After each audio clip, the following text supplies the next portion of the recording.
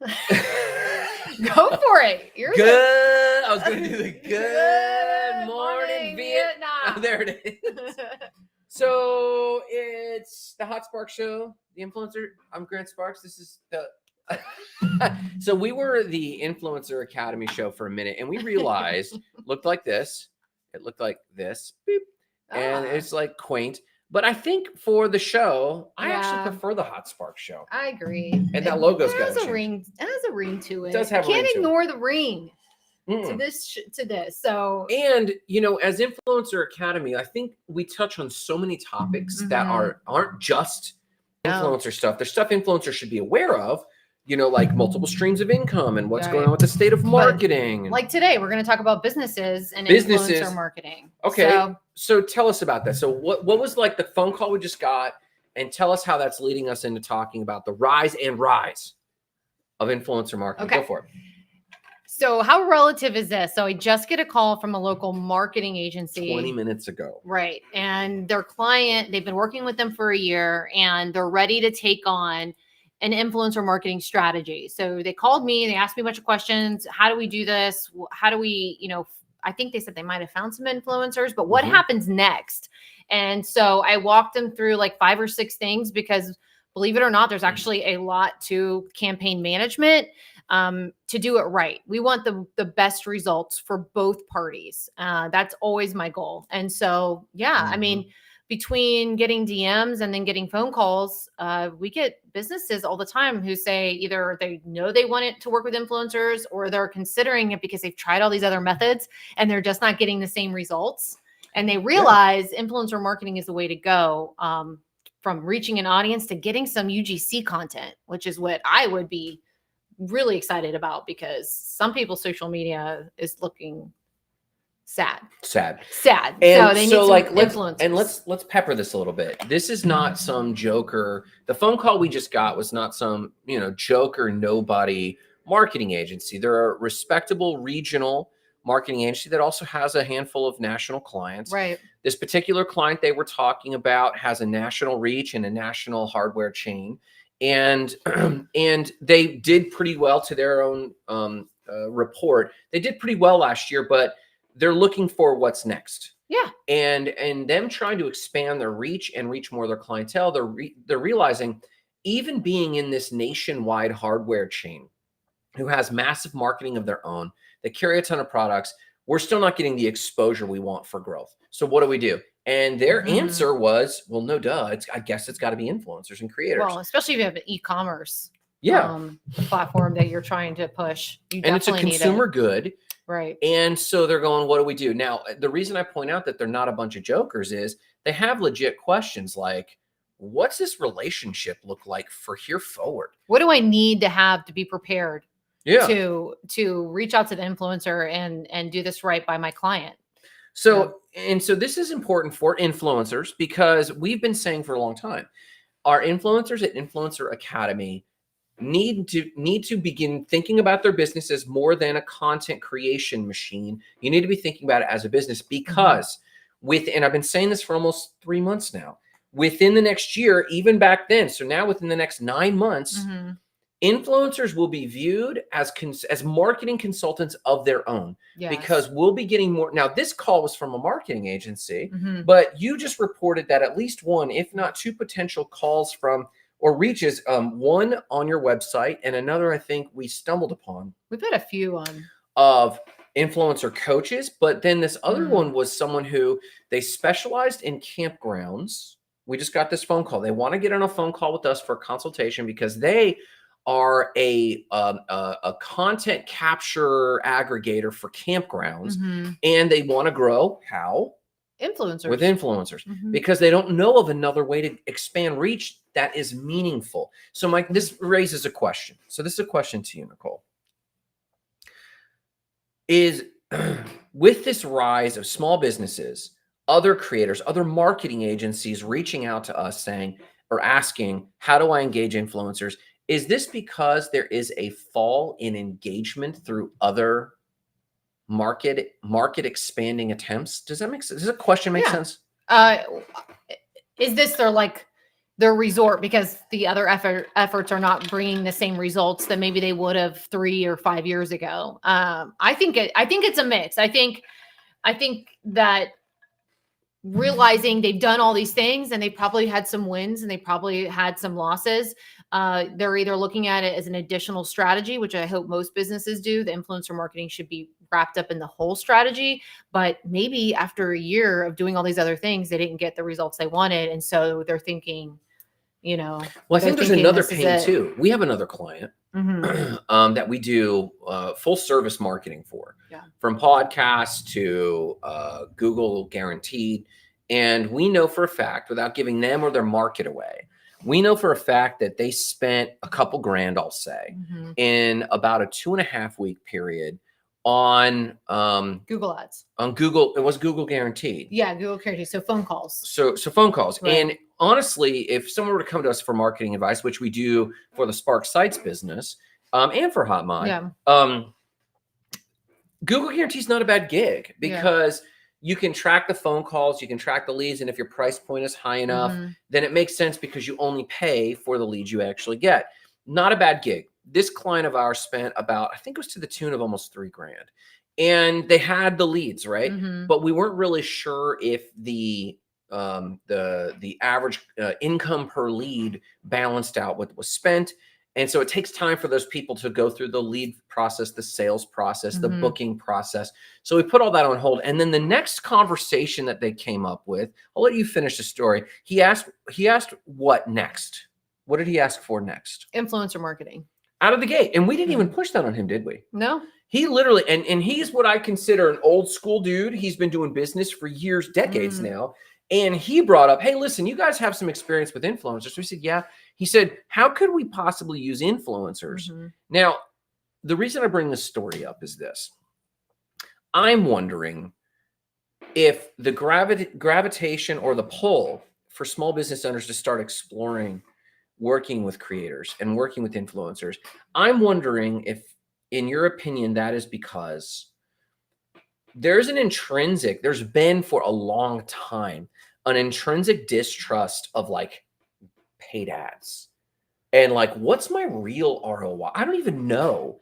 And it feels very disconnected. Is there a correlation of any, in your opinion, is there a correlation between the perception of how well paid ads work, how well Google ads work, and influencers, or is it just a new interesting field? I actually think it goes back to how humans have been evolving with social media and how they've started to expect a certain type of marketing or online social media experience. And the brands have to match that now. It's, the graphics aren't effective. The talking head can be fine, but if it's robotic or not authentic, then moving on. So I think what they're recognizing is these old school practices don't work because we're moving at a really lightning pace on how we consume social media. And so, but moving at a lightning pace to what? To more of like an authentic interactive experience. I think you're right. And the other stuff just doesn't cut it anymore. And some people and businesses and brands take longer to recognize that, or what I call get on the train. First it was like, I'm on the Instagram train, and then they waited to get on the TikTok train, and so now when you look at campaigns that are being posted by big brands, it's like, we're looking for a TikTok influencer. That started probably last year easily. But to answer your question, I think they're recognizing these old marketing tactics and they want to stay relative. We're all in this race to stay relative. Relative. No, relevant. Yeah.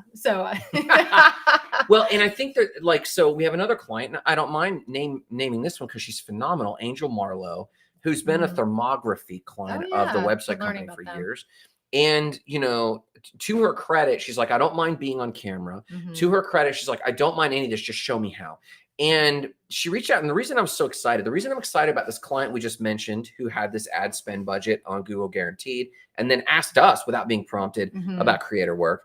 And then this other client, Angel Marlowe, who asked, the reason I'm excited is both of them are the first in their fields, at least both of them in our That we're area aware of, yeah. that we're aware of that are saying, hey, listen, I think we need to work with creators or add this more human touch Yes. to my content, because everyone's used to, if you're a medium-sized service company, you're probably dropping a couple grand a month on a social media manager. I put that in air quotes. Right. And they're putting out quote graph. We just profiled another one. They're putting out quote graphics, very, I don't want to say inhumane, but standard, but superficial, mm-hmm. shallow, and they're not connecting at all with the audience. But to Angel Marlowe's credit, one of the things we did is I even mentioned to her, she was asking for like some suggestions for her mm-hmm. profile.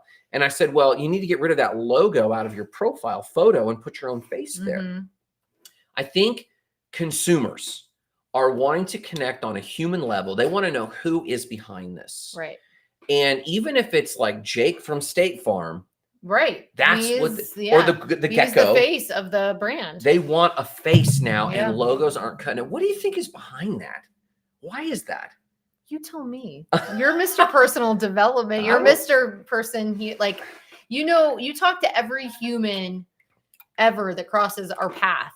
And so what I've learned about you is that you love to learn about people. So I feel like you're better equipped to answer this question since you study it more and interact. And I think I appreciate it. I think if I had to guess, my guess is we're now being exposed to so much content at such a rapid clip.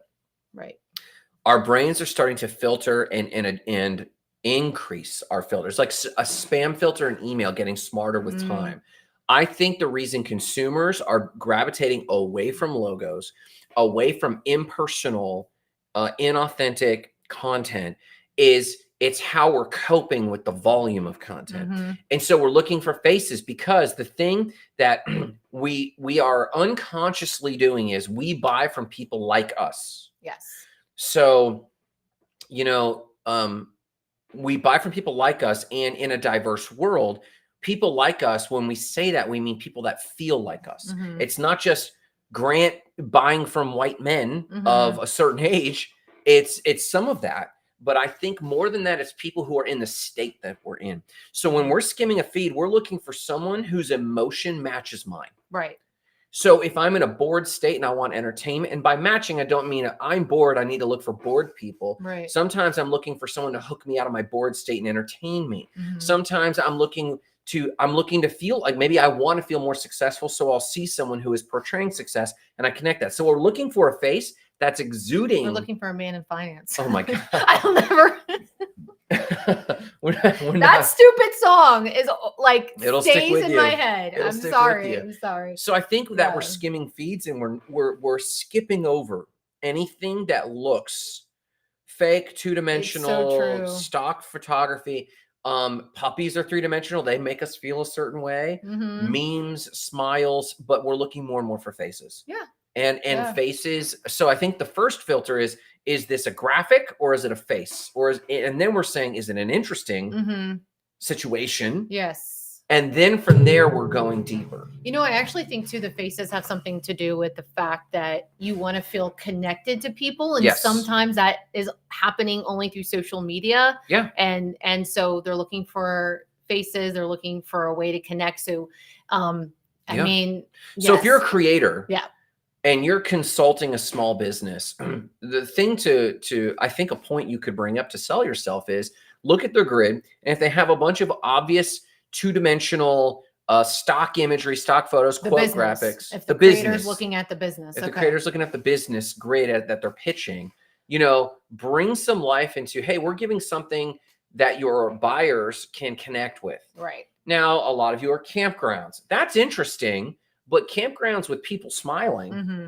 those photos play better. Like, look at our location. No, see yourself here. No, people need to see other people in content. Right. And doing the activities that they want to do. So Yeah. if you're at a campfire, you're around the, campfire, s'mores, all that. And I know that seems obvious, but if you're a creator watching, it might seem so obvious that you are not connecting the dots for small business owners. Mm-hmm. Hey, listen, your engagement goes up when people can not only see themselves in your location. So, empty hot tubs at a campground or empty campgrounds. No. Put people in that context and they can see that. If you're a small business owner, though, maybe you haven't connected the dots that I've been hiring a part-time social media person, or we've automated this, and there's a bunch of.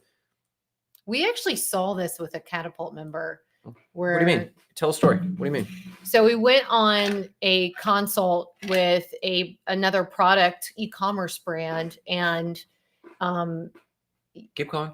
okay, it was a supplement that they Oh, said yes, they only yes. sold at conferences, but they Yes. had this whole online platform, and they were paying $100 a month for social media. Yes. And it was obvious, Which it is we was- know is nothing, right? Right. I mean, it was graphic after graphic, and she's like, I don't know, I just don't have any sales. And I'm like, She literally said this. Let me fill in the story, because you're right. I was just kind of like a deer in headlights, like, you know, but that's why we were there. Really, was to consult Yeah. her on that. So she literally presented this dilemma to us. She said, yeah. when I go to conferences and attend conferences, I sell out. Mm-hmm. But on social media, I can't get the e-commerce up and running.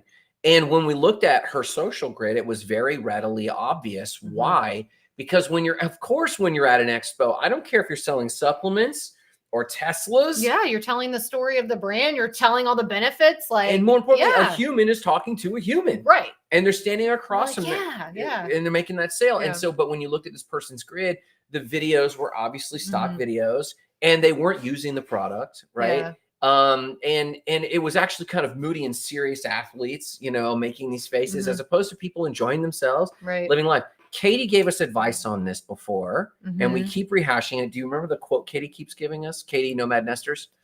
I mean, I don't know if you're referring to sell the lifestyle, not the product. Yeah. Yeah. And we take whatever Katie says as Bible around here, because she's done it. She's lived it. She's built a 6-figure brand through an affiliate program with influencers. And she also sells on her own social media platform now that she's kind of retired from that specific business. But she soft sells in her stories, and she really just wears it, talks talks about it a little bit, but like So you know, it's 12:19. We normally go to about 12:30ish. Yeah. What are some tips that we could give either creators who are selling their services to a small business or a small business themselves? What are changes that have to be made?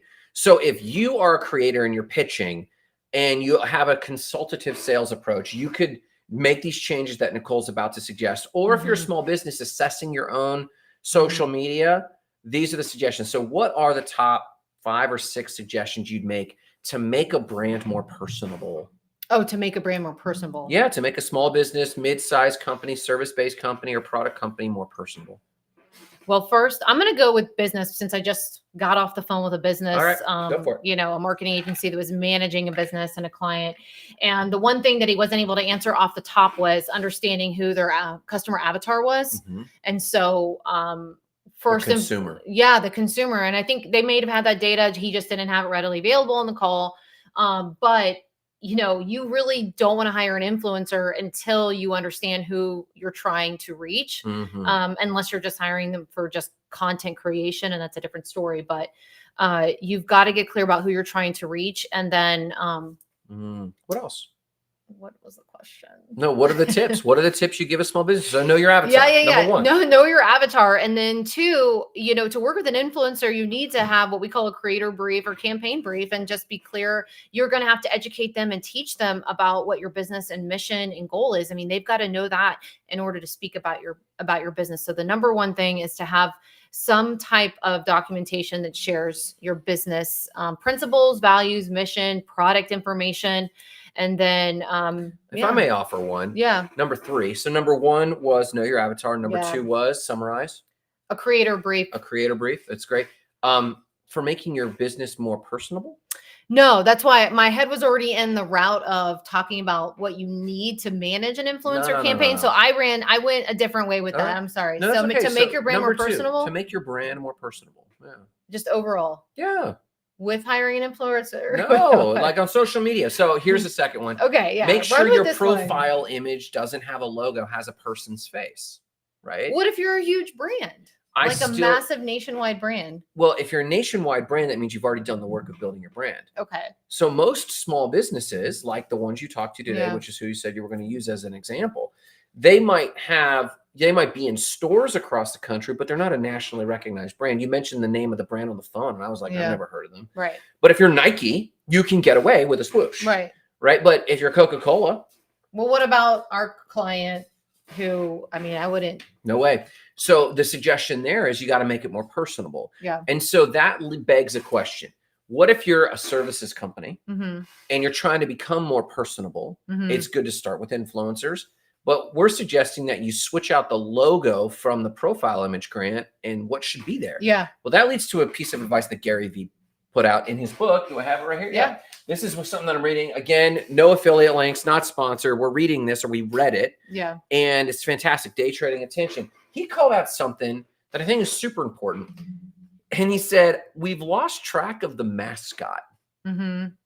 And by mascot, it could be Jake from State Farm. It could be Flo from Progressive. Right. It could be the Geico person. It could be the founder. And we often default that it's the founder, but I actually don't think it should be the founder.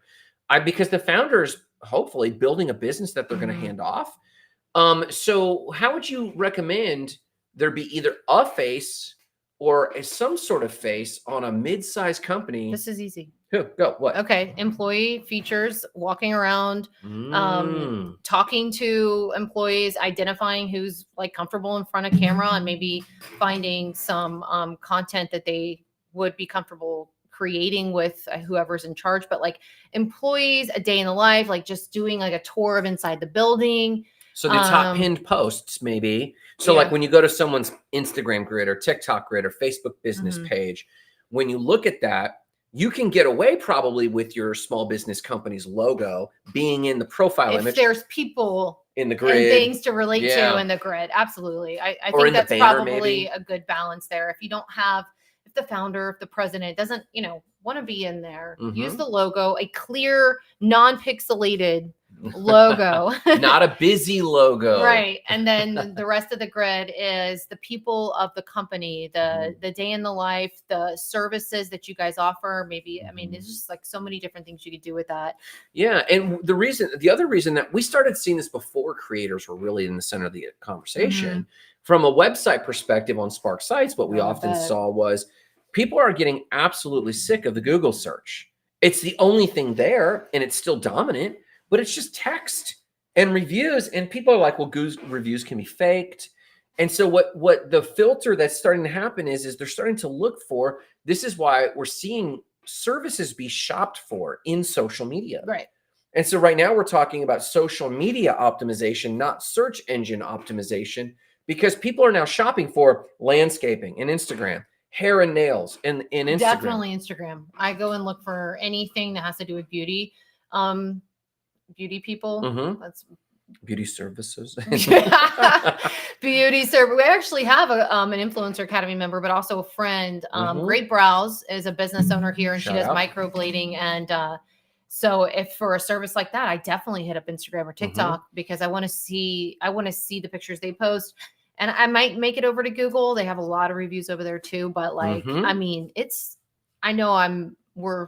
we know, that's what people are turning to. And so smart businesses are making sure they're leveraging their social accounts and making sure they're posting regularly and with good stuff. And to the credit of like our one client we keep referring to, he came to us and said, can you guys produce a podcast? Yeah.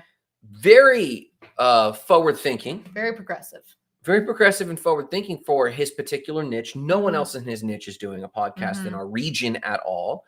And when we saw that he could do medium form or long form content, now that face can be sliced, as we know, in the content machine and put into his Google business page. That's true. And your Google business profile is huge for this. So now don't just put posts or information or infographics in your Google business profile. Treat it like a social media profile. Put videos, like you were saying, videos of your employees, videos of clients willing to give a testimonial, photos of the team and of the founders. And it doesn't matter, like get the faces on your Google business listing, because when someone's searching now, they're learning from social media. They're skimming the Google search results now with the same unconscious criteria that they're skimming results in social media. They're looking for faces they can relate to. Google Maps too. Like you put in, you can go to Google Maps and type in any service and it's going to bring up the images. It's not just restaurants. It brings up everything. And I feel like you're going to make way more of an impact there Mhm. too. So it's twofold with that. So a few tips we had.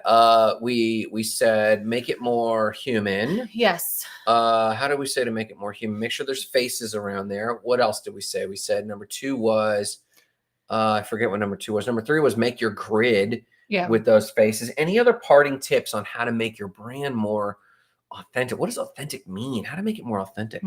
Hire influencers. Call HotMod and hire influencers. Shameless plugs. Hyper local influencers. There's nobody Hyper-local. that is powerful in your town, your sphere, than people talking and other people listening to them. Mhm. So there's just no way around. Hyper local influencers are such a value and gold mine. Well, I say gold mine, but gold mine on many levels, from content to having a marketing partner to having like the ear to the ground on what's happening in town because they're going out. So I mean, I would tell any business that if you're local and you want to get foot traffic in your door or to your website, find a local influencer. I mean, for example, case in point, same client, they spent about $3,000 on Google Guaranteed. Yeah. They did get those lead calls. We can't really track and don't really know what I'm pretty sure he said he doesn't know if a lot of them were good. A lot of them were qualified leads, or like, who knows? Yeah. But we're about to spend about 600, right?